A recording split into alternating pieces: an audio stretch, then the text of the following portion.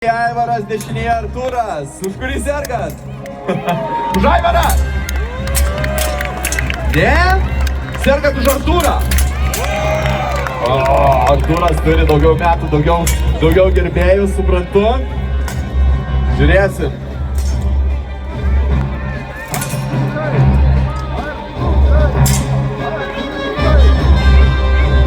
Kol kas šoka aplinkui Artūrą, Aivaras aplinkui. Bando apsukti. Tolimai smūgis iš toli atakuot. Abu laiko atstumą, tikrai nemažą. Provokuoja vienas kitą. Pažįsta vienas kitą, jie netgi treniruojasi kartu, taip kad yra tikrai sunku priešą, kuris tave pažįsta.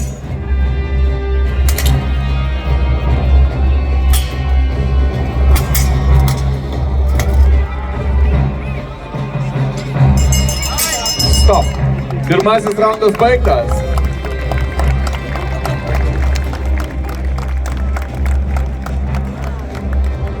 Intensyvi buvo kova, pakankamai daug įtampos. Riteriai ieškojo vienas kito klaidų, kaip ir sakau, kaip pažįsti savo priešą. Visiškai kitaip vyksta kova.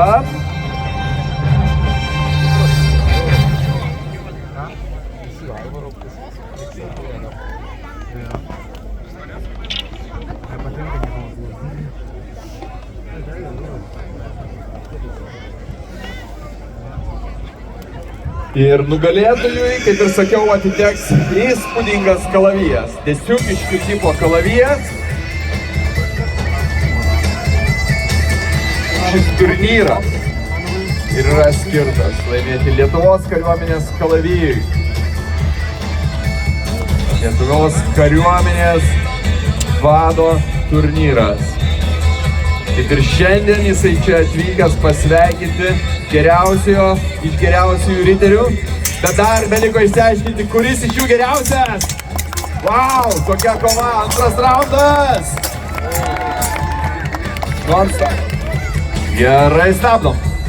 Kova, pirštinė, plyšta.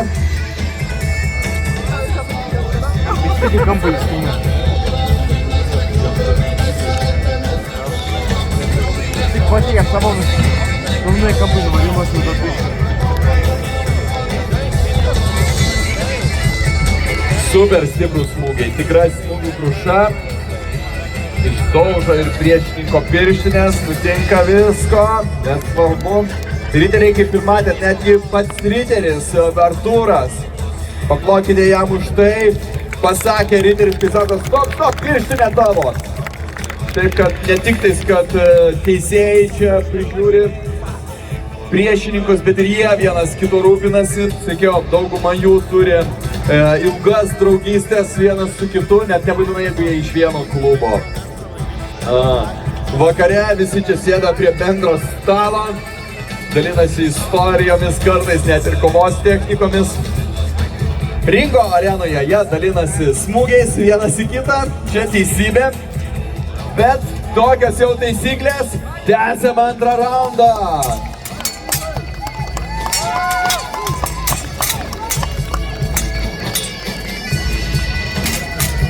Spaudžia savo priešininką Aivaras.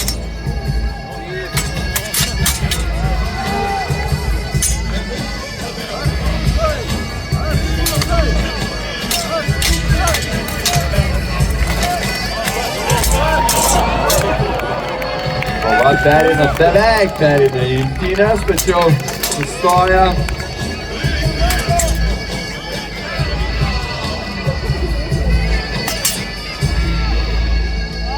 Paskutiniai smūgiai. Ponios ir ponai, jūsų aplodismentai.